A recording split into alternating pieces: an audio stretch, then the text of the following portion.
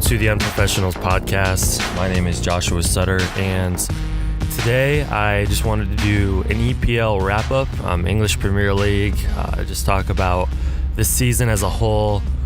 I don't believe I've written too much about it during the season. The English Premier League was always a little bit weird for me to write about while it's happening. It's easy to write about individual games and the slope of a narrative for a team or two, but this season was different for a multitude of reasons. One, a team that was almost relegated actually won the thing this year, and it wasn't a team that just has a lot of money and throws a lot of money at different players. But two, there were so many different, just absolutely incredible stories. It kind of became difficult to straight up just write about one of them specifically, or even a couple of them while they were happening. So I decided it would be best just to kind of let it play out and to enjoy watching it with as a fan only, and just to kind of talk about it at the end of the season in podcast form, because there's a lot of stuff to talk about, but I don't want to take too long because I also want to spend a few minutes at the end talking about the Champions League final between Atletico Madrid and Real Madrid coming up. That game is going to be amazing. But we're here to talk about the English Premier League. Before the season, I believe I picked Manchester United to win the Premier League. Like many people, I picked, one of the top 4 or 5 teams, whether it's United, City, Arsenal, Chelsea, Liverpool. You picked one of the best teams.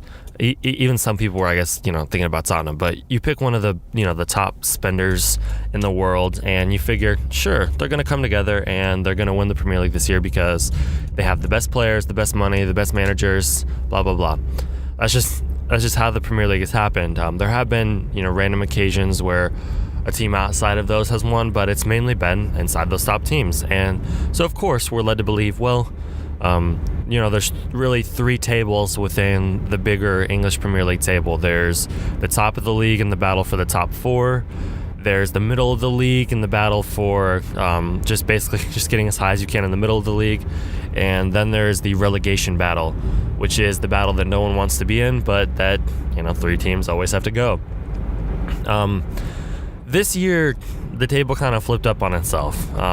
You had teams like West Ham, Leicester City, Tottenham, all vying for top 4 spots. And specifically, in the last few weeks of the season, you had Leicester and Tottenham vying for the title, which is just absolutely incredible and a real testament to both teams in terms of how they've built their squads, the way that their manager coaches them, the way that just the style of football that they play that has built up to really just 2 teams that play some of the most beautiful soccer that the English Premier League has seen in a while. I know my team, Chelsea, last year winning the title, one of the main narratives with that team was, boring Chelsea.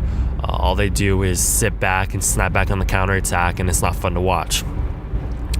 I wrote a few things. I was writing for the Pride of London at the time about that, and I thought it was kind of a stupid narrative. I get it because they weren't playing like Real Madrid or Barcelona, but there's only a few teams that can play like that, and Chelsea are playing to their strengths.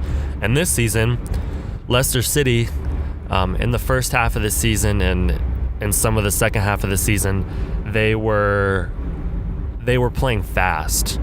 They had this incredibly fast counterattack, and there were a string of games towards the middle end of the season where they were winning games 1-0, occasionally a 2-0 game, but the games weren't, the electric, 5-2 Barcelona over Valencia win. It just didn't work like that. It wasn't the La Liga paced football that most people consider to be the most exciting style of soccer in the world.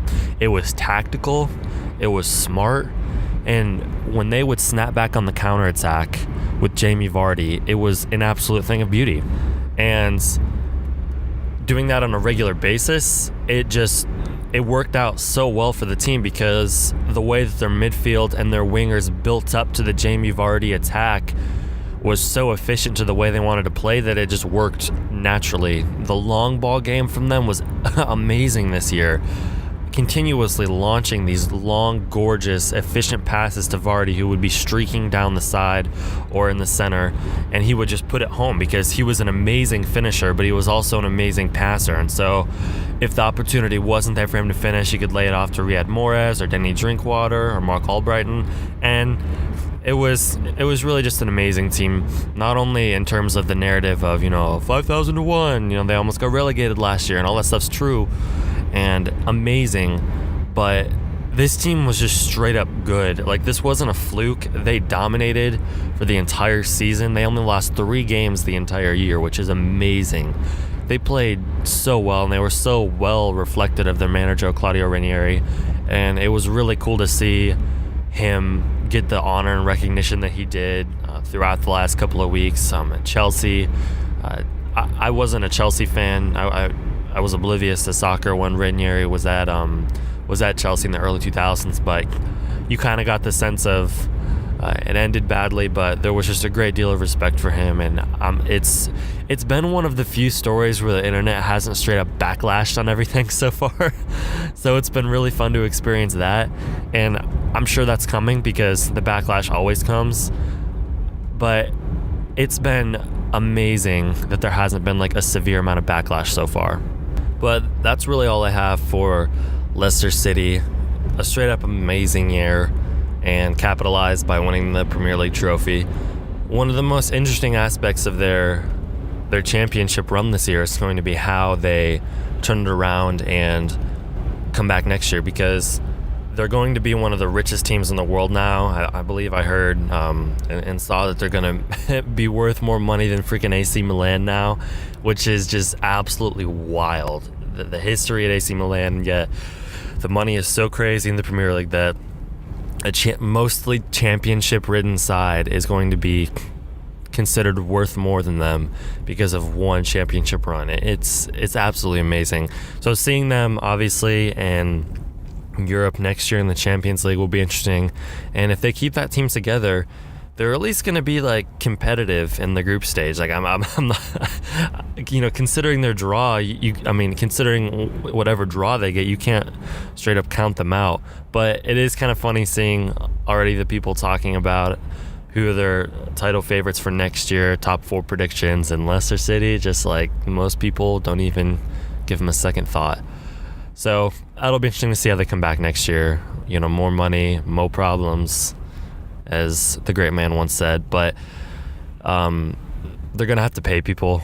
They're going to have to potentially sell some people off for profit because of that's just the way soccer works. Like N'Golo Kante, his value is so high right now. So is it worth paying him a massive contract, or is it worth selling high on him because in all reality, you think, okay, he's really good, but this past season was an aberration. Like, there's going to be a lot of those types of decisions to make. Riyad Mahrez, Denny Drinkwater, there's that kind of stuff. So that'll be really interesting to watch and see how that develops. The second team I wanted to talk about was Tottenham Hotspur. The beloved Spurs of the Premier League, the beloved team that always falls short and is so cute, but they can never really do anything, and they're poor fans. That's the Tottenham narrative. That's the Tottenham narrative that proceeded a little bit before the season, went away during the season, and came back at the very end. For those of you who don't know, Tottenham Hotspur are a London-based team that have never really... And again, I'm not an EPL historian here. I've been a Premier League fan for the past couple years and, try to... learn and embrace history from teams before that, but I'm not crazy knowledgeable. All I know is there's always been a narrative and an air around the Spurs that they're the lovable losers. I guess kind of like the Cubs, but not as famous and not as rich. So they can never really win anything. And in the past couple of years, we've seen guys like Gareth Bale, Luka Modric, amazing Tottenham players that had developed and then left, specifically for Real Madrid, but also for other teams. And last year we had the explosion of Harry Kane. Christian Eriksen played well. This year, Harry Kane started off slow. Tottenham, here we go again. Then Mauricio Pochettino's team came together and started playing even more beautiful than Leicester City, I think. A style of football that was amazing to watch this year, even as a Chelsea fan. And I loved when Chelsea tied with Tottenham to give Leicester the title near the end of the season. That was just fantastic, because Tottenham and Arsenal are the two teams that even if Chelsea doesn't win a championship, I still like to mess with, which they did this year. So anyways, Tottenham were playing this fast style of football that was amazingly entertaining to watch. And I try to watch a decent amount of Premier League football. I'm definitely not like a tactician in terms of being able to see stuff like I can while I'm watching NBA games, because I played soccer for like a year when I was a little kid, but I've never really gulped up the tactical side of soccer. I think the main thing that I've been taking in from soccer over the last couple of years, and the first couple of years that I've been a big fan of the sport in general, multiple leagues, is the amazing narrative stories that I've missed out on by not being a soccer fan for the first 17 years of my life.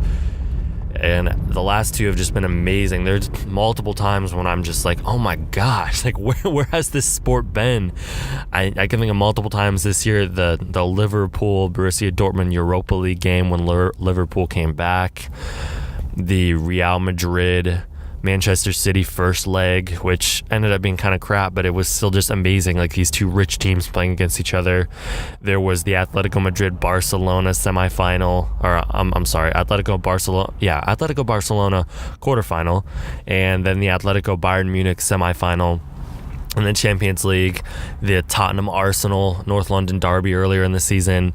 It was just amazing stuff that's happened throughout the world of soccer just this year. And so anyways, I'm really taking in the narrative, emotional aspect of soccer this year. It hasn't been as much of the tactical side, so I can't really say much more to Tottenham's style other than that the way they built up from the midfield to their forwards and then capitalized off the passing and the movement was amazing stuff to watch.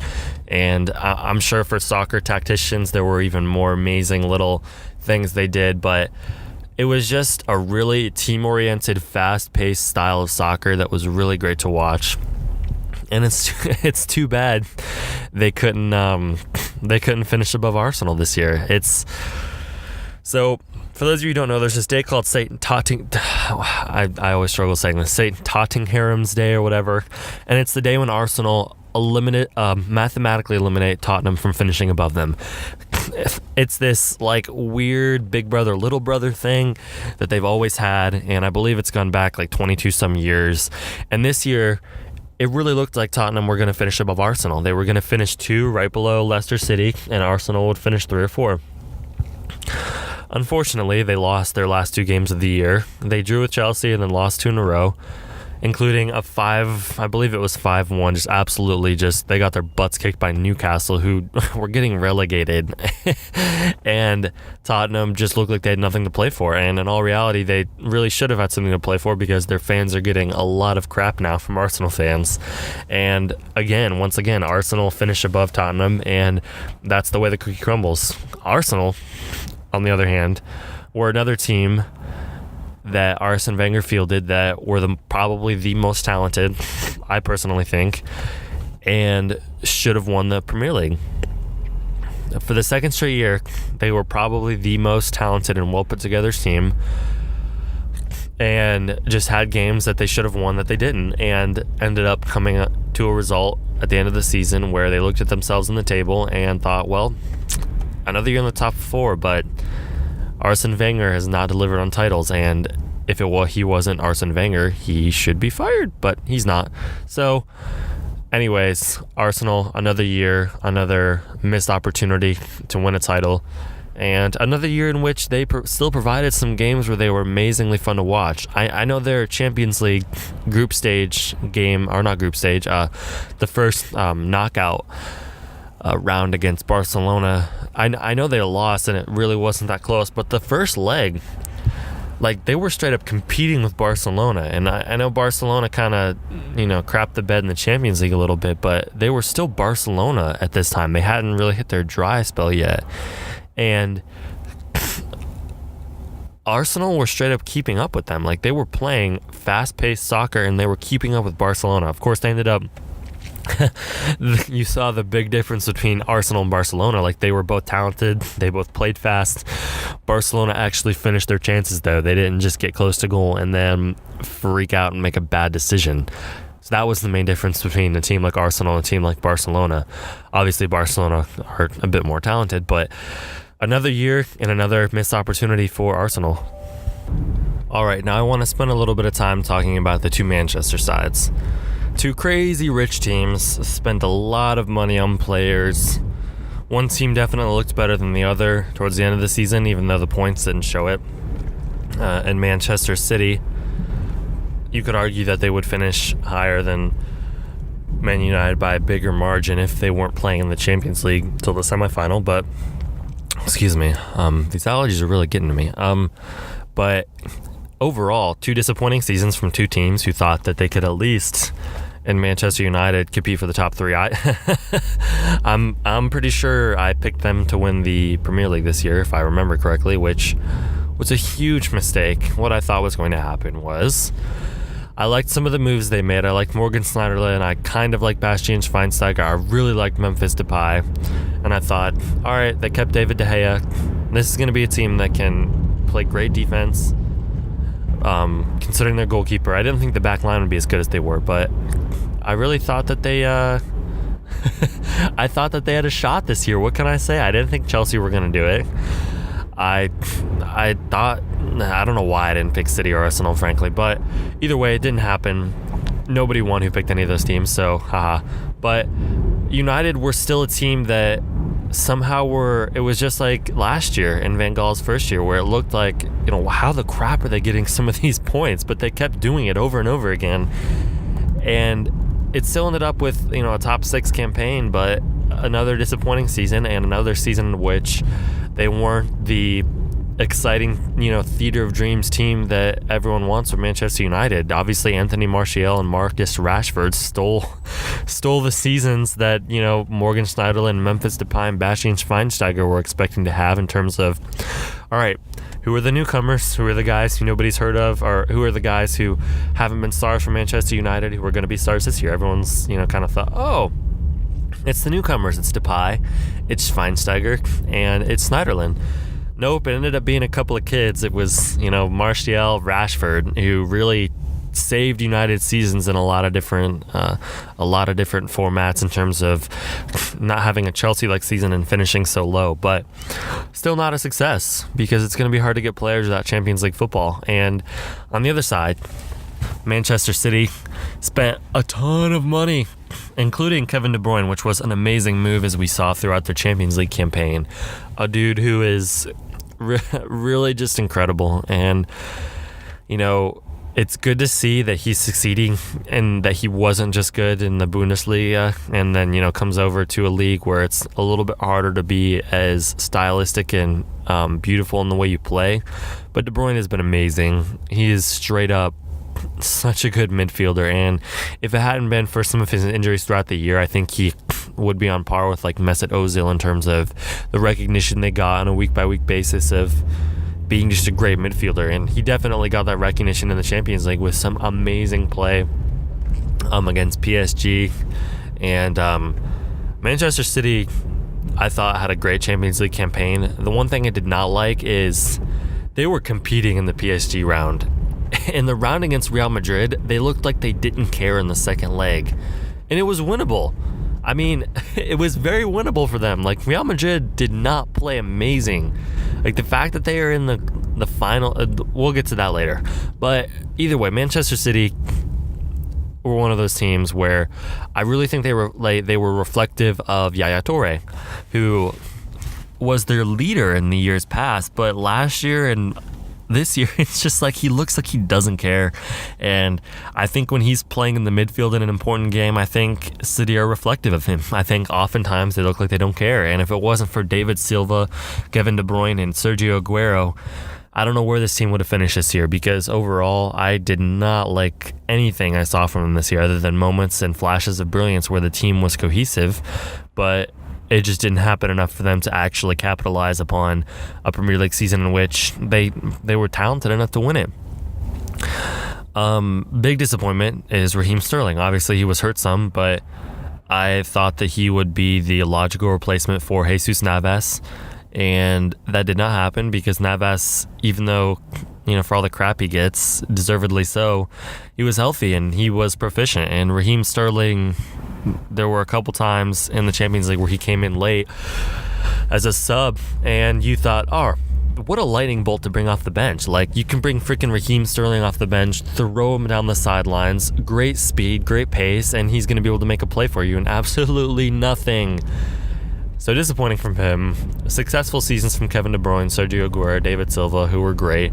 And as Pep Guardiola comes in, you have to look at next year as a season where you got to get rid of some, for lack of a better term, some baggage. And Yaya Toure, even maybe Jesus Navas, and move on to a style of play that Guardiola will like.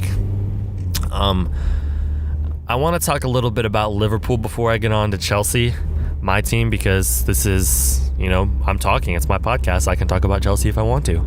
But I want to talk about Liverpool. I'm very happy for Liverpool fans and for Tottenham fans, but really for Liverpool fans. To land a guy like Jurgen Klopp, I was very jealous because when the Jose Mourinho thing went south earlier this year, I was hoping for Jurgen Klopp so bad. And for whatever reason, that didn't work out, and now he's at Liverpool. So good for Liverpool fans for building a future, and the future that they have that they're building is going to be a great one because Klopp is, I think his personality makes up for lackluster performances in many circumstances, because I hadn't really heard a lot of in-depth interviews with this guy while he was in Germany, but the dude is just amazing. His personality, he's so confident, so uplifting, so positive, and I know those things don't count if you're not winning, but it's still it's cool to have after the Braj, who wasn't any of those things. So congrats to Liverpool fans. There's already been amazing moments this year. Obviously losing to Sevilla and the Europa League final was very bitterly disappointing, especially the way it happened. But obviously Sevilla basically owned the thing, winning it 3 years in a row, and I believe 5 in the last 10. So no hard feelings there, but there were so many, the iconic performance coming out of this year is going to be the Dortmund. The Dortmund performance, the fact that he was playing Klopp was against his old team, the team that he had built up in the Bundesliga to be this powerhouse. And Dortmund are one of my favorite teams in the world. I'm not one of those guys who roots for a different, who claims a different soccer team in each league. Chelsea's my team. I can root for other teams and have other teams that I like to watch, but they're my team. But Dortmund are one of those teams that I would have loved to have seen them win the Bundesliga, and I'm so excited to see them in the Champions League again next year because Thomas Tuchel has taken that team from, a great product that Jurgen Klopp had them playing, but the way he has them playing is fantastic. I love Marco Reus. I love Pierre-Emerick Aubameyang. I love Ike, I don't know how to say his last name, Goniang, or the midfielder. He's amazing. The one disappointing thing, just side note real quick, about Dortmund is the whole Mats Hummels thing. In the past, Götze and Lewandowski both leaving Dortmund for Bayern Munich is disappointing. And for Mats Hummels to continue that tradition, I think his departure will be one of the ones that hurts the worst because he gave Götze crap for leaving and really seemed like a Dortmund guy through and through. And for him to leave for Bayern Munich next year is bitterly disappointing, and it's too bad to see that happen because the rivalry between the two is amazing, but this is the side of the rivalry that I'm not a big fan of. So yeah, it's going to be sad to see Hummels leave because he's been a great leader and a great ambassador of Dortmund. So, anyways, but yeah, so Dortmund, great future and everything, but the Liverpool round against Dortmund was amazing. The first leg was great, seeing Klopp reunited with some of the Dortmund guys at the end of the game, but you saw Klopp's passion for his new team. For so many years, we saw Klopp go crazy for Dortmund, and he was all out for Dortmund, and you could really tell that he's all in on this Liverpool thing in a couple of those games, and so that was cool to see. But obviously, the game will be remembered for the comeback. I think it was 3 goals in 15 minutes or something like that. An amazing comeback, and really a game that will define Liverpool's season, even though they come away with 2 finals and no hardware. But still an amazing note and game to really reminisce on this season, because Klopp still hasn't gotten his guys in there. Like, he hasn't had a chance to develop his team to be the type of team that he wants it to be yet. So that'll be really interesting moving forward to see how Klopp develops the Liverpool side and what he does to get them ready for next season. All right, now I want to spend a few moments talking about Chelsea Football Club. My beloved Chelsea Blues did not have a great season. It was one filled with drama, things I don't like, petulant players, more things I don't like, disrespecting a man who has served your team valiantly for a long time, things I don't like. All those things happened this year, and it made being a Chelsea fan somehow like I feel more connected to this team than I ever have. For those of you who are invested into an EPL team, I think you can relate to this. There are weird things that happen to connect you to your team. A lot of us discover our teams differently. Mine was just I popped on NBCSN the first week of last year's Premier League after the World Cup when I was just searching for more soccer. And Chelsea were the first team on, and I fell in love with them. I fell in love with Hazard. I fell in love with Diego Costa in his first year. This is going to sound weird, but I somehow fell in love with John Terry too. Like, something about him, I was like, I don't know who this guy Terry is, but he's great. And obviously learning more about the English soccer culture. A lot of people don't feel the same way I do. But I still love this team, and I'm disappointed on how the season went, but I'm excited for Conte. I'm really excited for just a different style of soccer, even if it doesn't work out, which, based off of how they treated Jose Mourinho after winning the title and having like a really crappy first half of the season, I still don't get why they fired him. Like who's your better option? You didn't get Guardiola, you didn't get Klopp, you got Conte, and it's like, obviously hindsight's 2020, but is Conte really a better option than Jose Mourinho? And you could say yes, because he's new. He's something new, and the players needed that. And okay, I mean, I guess I can get that. But in all other sports, it seems like, dude, if you win a title, you've bought yourself at least a year, right? Like, most sports, it's multiple years. Like, the respect you get from that, and like the cachet you've built up towards, like, all right, obviously something this dude's doing is like working, so we need to trust him and let him do his thing. But that was not the case with Jose Mourinho and Chelsea, and I get it. There's history there. It's hard. It makes the fuse more volatile and shorter, and that fuse got lit early in the season and exploded early in the season. So Jose was gone, and I think the most disappointing thing about this year for me was Hazard. He just nothing from him throughout most of the season. And obviously he came on the last couple of weeks of the season. His play was not up to his standard. Last year, the narrative was, Hazard, top 5 player in the world. Like, he's great. Real Madrid, PSG, everyone wants him. And this year, just nothing from him till late in the season. So disappointing from him. And disappointing from a lot of Chelsea players. I think bright spots you have to focus on. Ruben Loftus-Cheek got some playing time, which he wasn't under Jose Mourinho. Bertrand Torre. Kurt Zuma looks great. Matt Miazga is young and developing. Willian, great season. I really hope him and Oscar don't leave. I love those guys. For all the the crap that Oscar gets, and until this season Willian got, I love those guys. One player I did love and I'm kind of sick of is Diego Costa, and just the antics. It's exhausting to root for.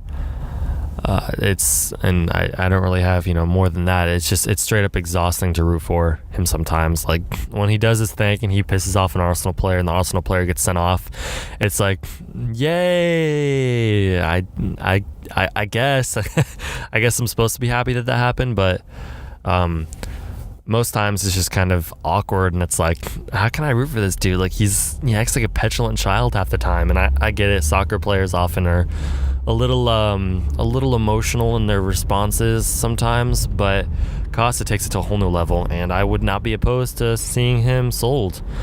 and let the Bertrand Torre and Andre Pato regime begin. I'm obviously kidding, because they would need another striker to replace him. You know what I would love? And Atletico Madrid would never do this. I would love a straight-up Costa for Griezmann swap. Obviously, they would never do that. They would have to be straight-up insane to do that, because Griezmann has been amazing this year, but Chelsea need a new striker. Other than that, I hate the Courtois narrative, because I struggle with this one, because I love Courtois. I think he's a great goalkeeper. I think he had a down year. His injuries kind of pestered him. I think his confidence was straight-up shot. I really hope they give him another shot. I don't want to see him sold. I really don't want to see that many players sold. The Pedro thing hasn't really worked out like I thought it would. Matic and Fabregas is a conversation for another day. They picked it up after having really crappy first half of the season, but will they fit into Conte's style? I don't know. I know there are a few players that you really need to make fit. I think you need to make Hazard fit. I think you need to make Willian fit, and Courtois. And the back line is up for grabs. Terry obviously signed his 1-year contract. Again, will be more of an ambassador, hopefully, because he's still a really smart defensive player, even though his speed is just shot. So that's Chelsea. I'm hopeful for the future. I'm not expecting a top 4 finish next year. I'll be happy with 5, 6, or 7. I hope they. I take that back. I don't want them in the Europa League, but I'd be happy with a 7 finish. I just want my team to be somewhat cohesive, not hate each other, and make smart moves.